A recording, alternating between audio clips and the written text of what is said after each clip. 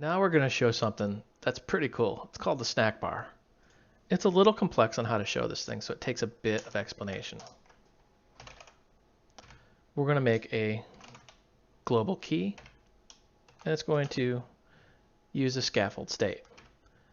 What? What is that? What does that mean? Well, we're going to explain it here in just a second. We're going to say scaffold state equal new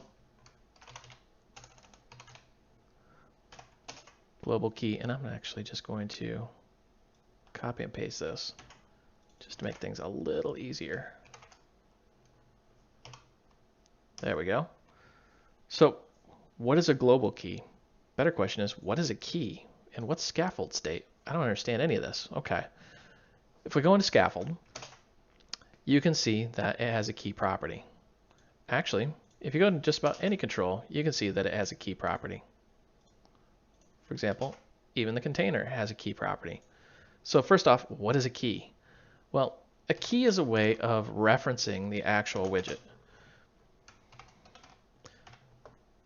Here you can see how we're setting the scaffold state. So what we're doing here is we're basically saying, and there's probably a better way, a more accurate way of explaining this, but what we're basically saying is this scaffold has a key of scaffold state, meaning it's taking this object and making a reference to it in here. If you're familiar with like C or C++, think of this kind of like a pointer.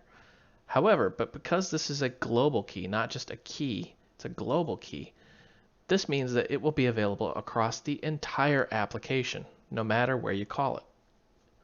All right. Whew, that was a long-winded explanation there. Let's go ahead and show the bar. And in here, we're going to say scaffold state dot, and notice how we can access the current state of the scaffold. Show snack bar.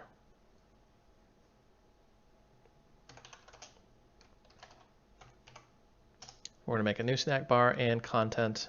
Let's just say new text, and we're going to say hello world.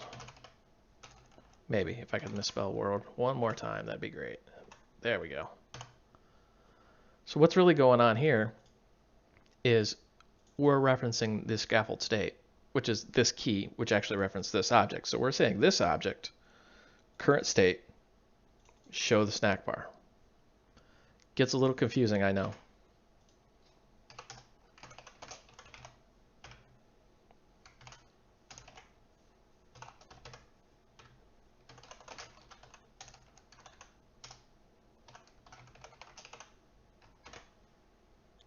Let's let hot reload take place here.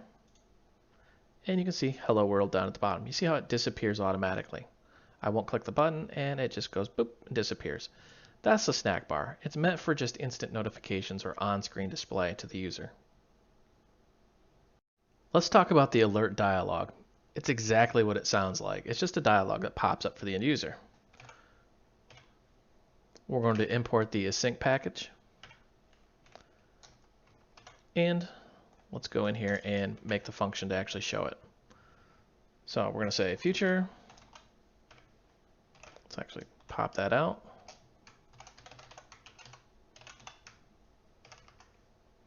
We're going to show the alert.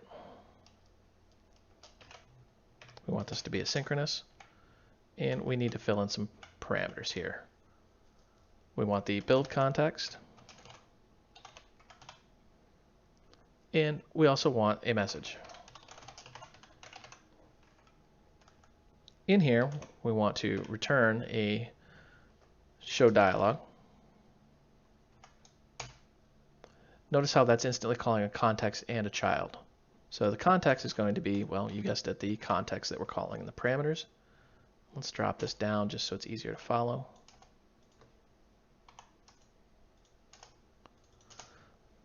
All right. The child, this is a new alert dialog. And inside of the alert dialog, we want to add a title. And let's add a new text. And this will be the message. Then we want some actions here. Notice how that's just a list of widgets. And I'm going to say new flat button. One of the rare times that I'm actually going to use the flat button. Why am I using the flat button? Because it'll visually kind of aesthetically melt in with the actual dialogue.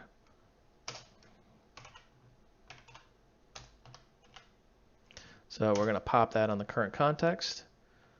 And then we're just going to say child is new text.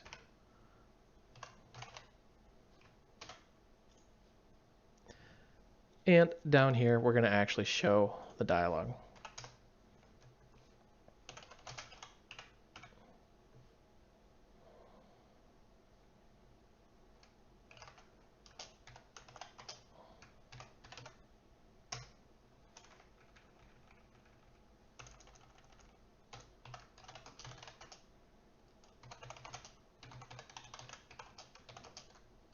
We're just going to say, do you like Flutter? I do.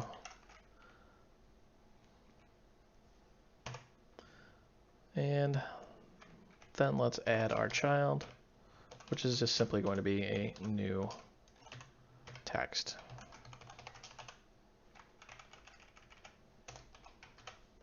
Hot reload should kick in the background, and here's our button. Do you like Flutter? I do. As you can see, it's pretty simple, pretty easy. This is why I use a flat button in this instance. You could still use a raise button, but it would look a little off. You see how it's just very aesthetically pleasing? Let's change this to raised and just see what it looks like. See how it looks a little bit off? You get this gray box. That's why I would use a flat button in that case.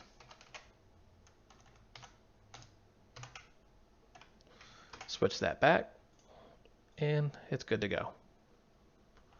Now, if you're wondering how you would put different items in here, that's in a future tutorial, but spoiler alert, really, you can do anything you want in this onPressed. You can call a specific function, save something to a file, to a database, make a web call, display another something on the screen, whatever you wanted to do. Let's look at the card. It's a built-in widget that makes things a little simpler. We got a column in here. Let's go ahead and cut that.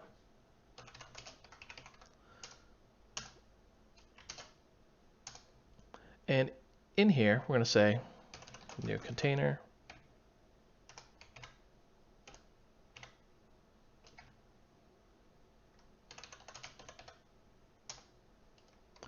And let's give it a 32.0.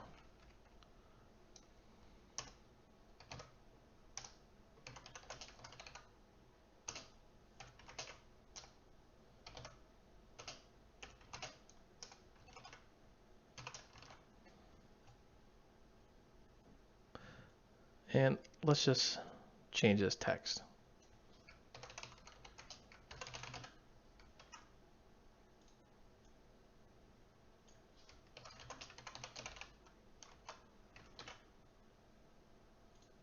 Look at the hot reload and you can see what the card does. It actually kind of bumps it out, changes the color, and puts a shadow. Makes it visually just pop right out. It's actually really neat.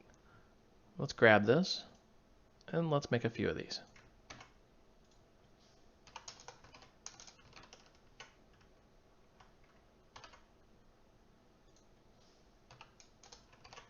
There we go. As you can see, they definitely stand out. There's a bit of spacing between each one, which makes it visually pleasing.